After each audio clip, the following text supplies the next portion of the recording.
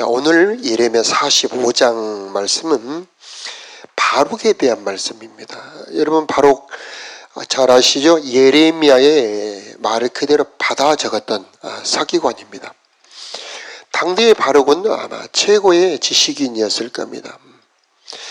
예레미야가 불러주는 말을 남김없이 또박또박 적었던 그 바룩. 그 바룩에 대한 말씀인데 오늘 3절에 보니까 바룩이 일찍이 예전에 말하기를 화로다 여호와께서 나의 고통의 슬픔을 더하셨나니 나는 나의 탄식으로 피곤하여 평안을 찾지 못하도다. 참 특이하게도 하나님께서는 이 예레미야의 돕는 자 바룩에 대해서 예언하고 있는데 바룩이 그 일을 감당하는데 탄식하고 슬픔에 고통을 당했다는 얘기입니다. 여러분 상상을 한번 해보세요. 왜 바룩이 고통을 당했을까? 여러분 극한 직업 중에 이런 직업 있어요. 전사자 통지서를 전하는 사람들. 그들은 전사하는 자식들의 또 남편들의 소식을 전할 때 그 가족들이 그것을 받으면서 그 슬퍼하며 고통하는 장면을 지켜보아야만 합니다.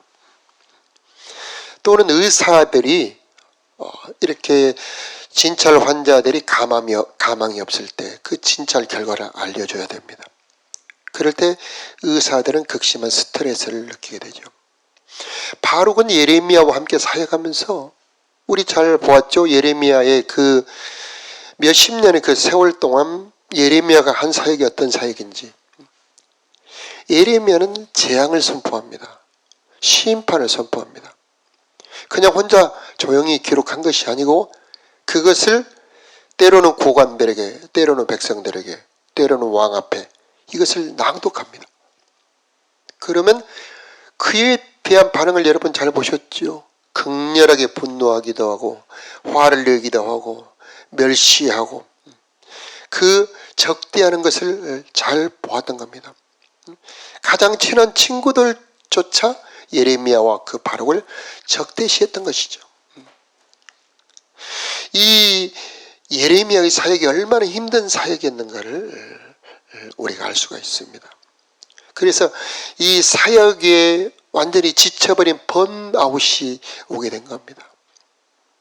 그랬을 때 나의 고통의 슬픔을 더하셨다 하나님께서. 탄식하여 피곤하여 평안을 찾지 못했다. 울다 지쳤다는 그런 말입니다. 너무너무 힘들었다는 얘기입니다. 하루 이틀도 아니고. 그리고 이제 더 고통의 슬픔이 오는 것은 그 말이 그대로 이루어지는 것을 보는 겁니다.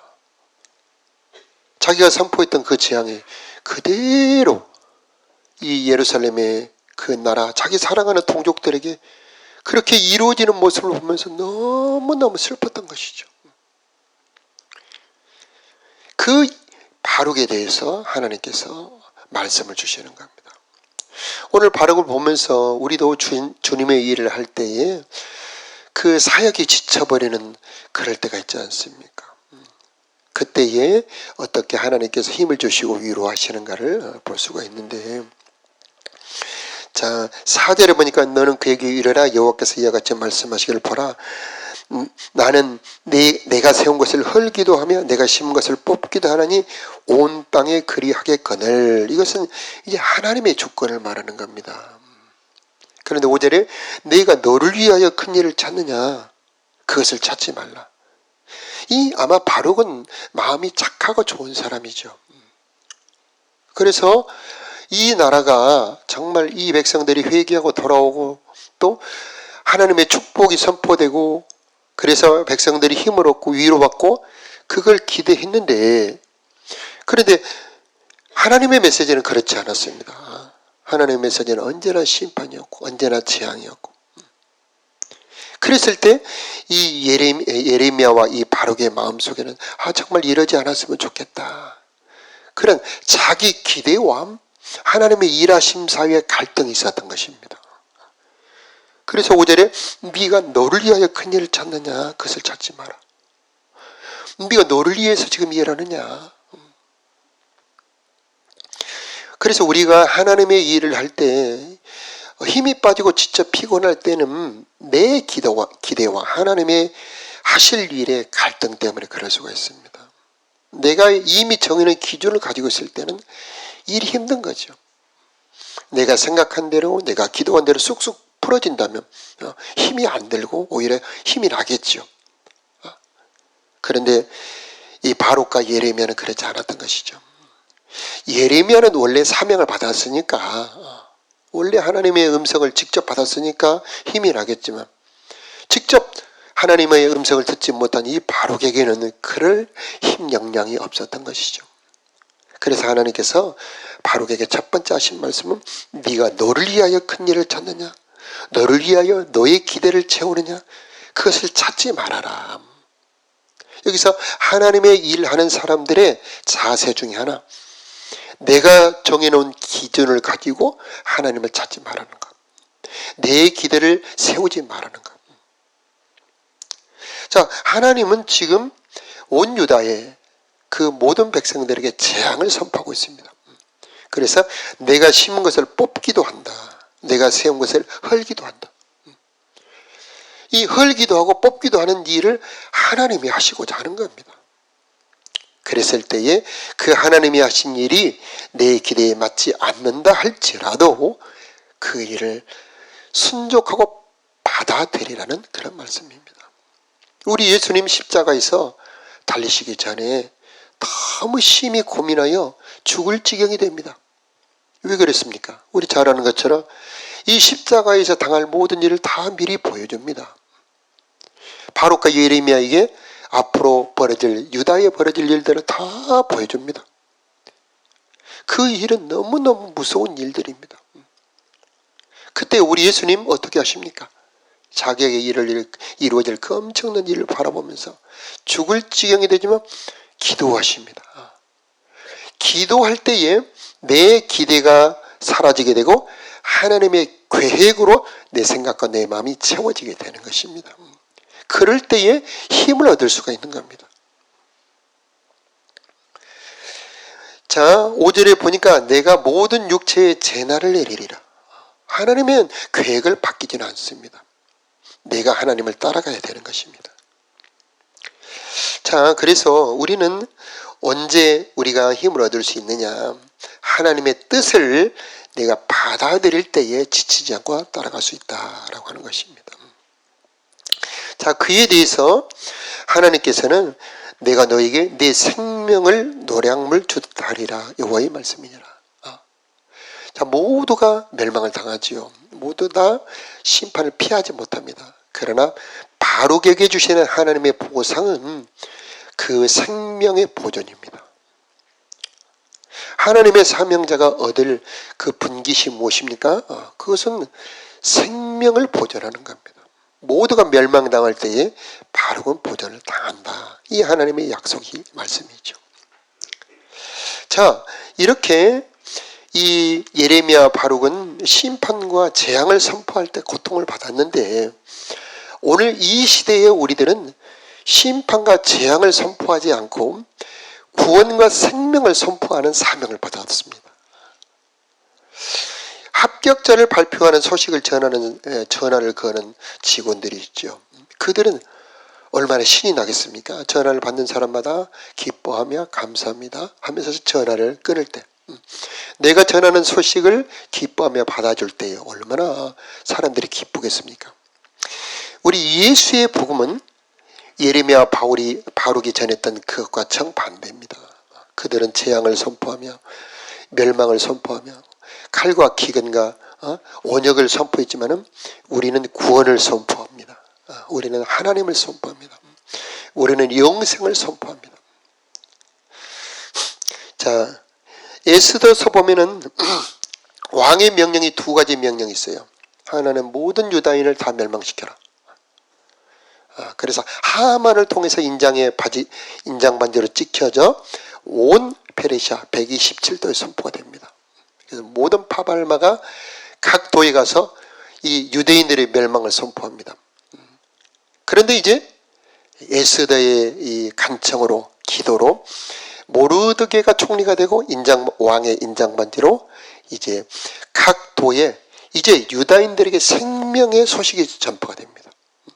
모든 각 지방의 각 도시에 있는 유다인들은 이제 함께 모여 유다인들을 해하려고 하는 자들을 쳐서 도리어 멸하고 생명을 보존하라. 왕의 명령이 온 페르시아에 전파가 됩니다. 그때에 모든 유다인들이 힘을 얻죠. 용기를 얻습니다. 그런 것처럼 이 하나님의 큰 소식 두 가지가 있는데, 하나는 모든 인류의 멸망을 선포합니다. 그게 율법의 선포입니다. 그런데 또 다른 소식이 전파가 되는데 바로 예수 그리스도의 구원의 복음입니다. 누구든지 예수 이름을 영접하는 자는 구원을 받으리라. 누구든지 예수님을 주님으로 영접하며 그 이름을 고백하는 자들은 하나님의 자녀가 되리라 라고 하는 이 구원의 소식입니다. 자, 우리들, 이 시대에 사는 우리들은 이제 구원의 소식을 전파할 사명을 받았습니다. 듣는 자들은 살아나리라고 그랬습니다. 예수님의 복음에는 힘이 있어요. 그래서 이 복음을 듣는 자들은 힘을 얻고 용기를 얻고 소망을 얻고 그들의 삶의 회복의 역사가 일어나게 되는 사명을 우리는 맡은 것이죠. 그러므로 이제 우리들은 바룩처럼 절망하지 말되 내 기준을 정해놓고 살아가지 말고 내 생각을 이미 정해놓고 하나님의 생각을 구하지 말고 내 생각을 비워놓고 하나님의 뜻과 생각을 받아들이는 믿음의 사역을 감당해야 되겠습니다. 자, 그러므로 이 여러분의 사역의 피로, 사역의 번아웃이 사라지고 언제나 새 힘을 얻어서 주의 일을 감당하는 저와 여러분들이 되시길 축복합니다.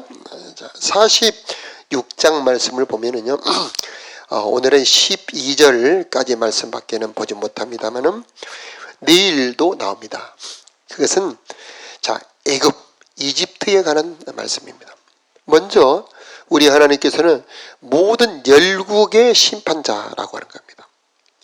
이 지구상에 200개가 넘는 나라가 있다고 그러죠. 자, 성경 이 예레미야가 써있던 당시에도 수많은 나라들이 있었을 겁니다. 그리고 그 주변에 있는 많은 나라들이 있는데 모든 나라들은 다 하나님이 다스리고 하나님이 지배하신다는 겁니다. 그런데 그 중에 하나님께서 유독 한 민족 한 나라 유다를 선택하셔서 하나님이 역사의 중심으로 삼고 일하셨다는 겁니다. 그런데 그 많은 열국들의 운명이 유다의 하나님을 향한 믿음에 의해서 열국들의 흥망성쇠가 결정이 됐다는 겁니다. 바벨론이 왜 강해졌냐? 바벨론은 정말 악한 나라예요. 아수르가 왜 악해졌냐? 아수르도 굉장히 악한 나라입니다. 이 나라들은 북이스라엘의 죄악 때문에 아수르가 강해졌고 남유다의 범죄 때문에 바벨론이 강해진 겁니다. 그래서 하나님은 택한 백성들이 죄를 범할 때에 대적하는 나라, 즉 불신 세력을 강하게 만든다는 겁니다. 그래서 아수르 바벨론은 하나님을 대적하고 이 믿음의 백성들을 탄압하고 핍박하는 세력을 말합니다. 지금 우리 곁에도 이 아수르 바벨론이 있습니다. 안티 기독교들, 공산주의들. 이들이 언제 힘이 강해지느냐? 믿음의 백성들이 하나님께 신실한 믿음을 버리고 언약을 어길 때 이들의 힘은 강해집니다. 반대로 우리가 믿음을 지키고 하나님 앞에 바로 서 있을 때는 이들의 힘은 약해지고 우리 교회와 하나님의 나라는 강해지게 되어 있다는 얘기입니다. 자, 그래서 그 많은 여러 가지 나라들이 있는데 그 나라들마다 의미가 있습니다. 여기서 말하는 애굽, 이집트를 말하죠. 이 애굽은 세상을 말하고요. 예수 믿기 전에 이 전의 삶을 말합니다. 그런데 우리가 보았던 것처럼 바벨론이 유다를 멸망을 시킬 때 많은 사람들이 애굽으로 피난 가버리잖아요.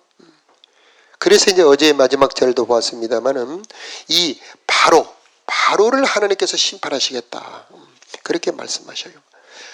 그래서 바로왕 호브라 어제 한 장 넘기셔서 30절 한번 보시면은, 자, 바벨론의 느부갓네살 왕의 유다의 시드게 왕을 넘긴 것처럼 애굽의 바로 호브라 왕을 그의 원수들, 그의 생명을 찾는 자들의 손에 넘겨주리라. 여호와께서 이와 같이 말씀하셨느니라. 자, 세상이 있는데 이 사탄의 나라가 있습니다. 이 죄악의 흑암 세력이 있습니다. 그런데 이 세상이 마귀에게 정복당하게 된다는 것을 말씀하고 있습니다. 그래서 이제 역사적으로 보자면 갈그미스 전투라는 큰 전투가 있었어요.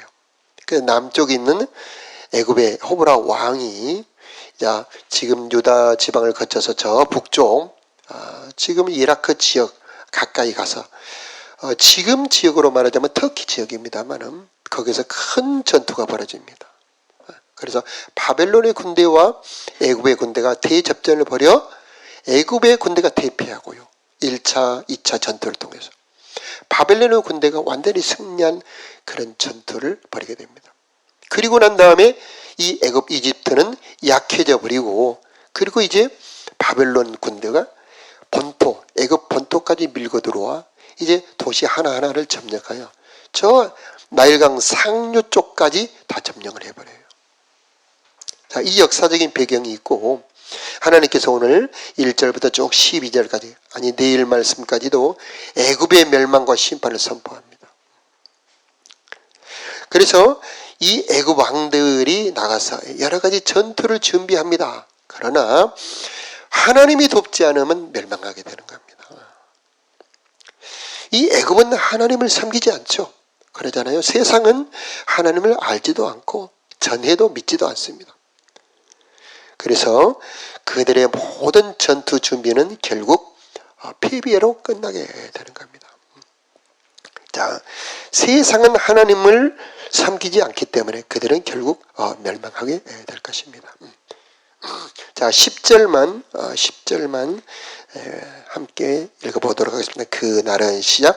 그날은 주 만군의 여호와께서 그의 대적에게 원수가 없는 보복이라. 칼이 배부르게 삼키며 그들의 피를 넘치도록 마시리니 주 만군의 여호와께서 북쪽 유브라데 강가에서 희생 제물을 받으실 것임이로다. 네, 여기까지만. 여기서 말은 북쪽 유브라데 강가, 이게 바로 이제 갈그미스 전투를 말하는 겁니다. 그래서 자, 이집트는 모든 준비, 만반의 준비를 해서 저 북쪽 바벨론을 정복하러 갔지만은 완전히 대패합니다. 거의 돌아온 사람이 없을 정도로 완전히 패배하게 됩니다. 자, 하나님을 섬기지 않는 세상은 사단의 나라, 죄악의 나라에 패배하게 된다는 것은 우리는 알 수가 있습니다. 여러분, 세상이 하나님을 섬기지 않기 때문에 정말 세상 문화를 꽃피우며 살아가는 것 같지만, 여러분 보세요. 세상 문화 속에 죄가 침투하면 멸망합니다. 여러분, 동성애가 퍼져가지요. 이 향락사상이 퍼져갑니다. 세상은 그것을 막을 방법이 없습니다. 결국 이 세상이 결국 이 동성애와 성적 타락으로 멸망하게 됩니다. 자, 그런 동성애만이 아닙니다. 모든 곳곳에 이 세상 문화 속에 죄악이 침투해 들어가는데 막을 방법이 없습니다. 마약이 침투해 들어가는데 세상은 막을 방법이 없어요. 청소년들에게 이 굉장히 악한 문화와 술 같은 타락 문화가 들어가는데 막아낼 방법이 없습니다. 그런 죄악의 사단의 사상을 막아낼 수 있는 것은 오직 한 가지, 하나님의 복음, 예수의 복음밖에 없는 것입니다. 그러므로 우리는 세상에 있는 사람들에게 예수를 전해야 되는 겁니다. 하나님의 나라 법, 하나님의 말씀을 전해서 그들도 예수를 믿어 구원 받을 수 있도록 우리는 복음을 전해야 될 책임이 있는 것입니다. 자, 이 명절에 오신 여러분, 여러분의 간구와 기도가 하늘에 상달되시기를 바라고요. 이 새벽에 여러분, 하나님이 일을 계속할 수 있는 사역의 새 힘이 공급되시기를 예수 이름으로 축복합니다. 자, 기도하겠습니다.